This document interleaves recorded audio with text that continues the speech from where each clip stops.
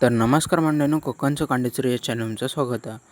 तर मी आजपासून घेतले 30 दिवसाचा चॅलेंज. तर मी आज चालले कॉलेजला आणि नेमकं आज दादाचं वाढदिवस होतं. वाढदिवसाच्या निमित्त ह्यो काहीतरी माका देत म्हणून मी एस टीची वाट बघित थांबलोय. आणि जी एस टी 8 वाजता येणार आहे ती 7:45ला बरोबर येईल.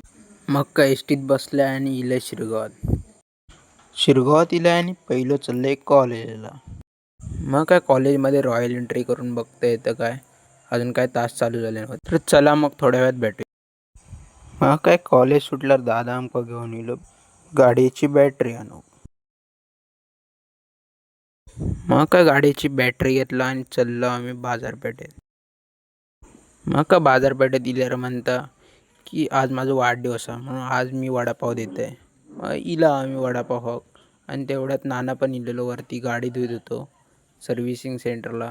आम्ही पण जाऊन जरा बसलो.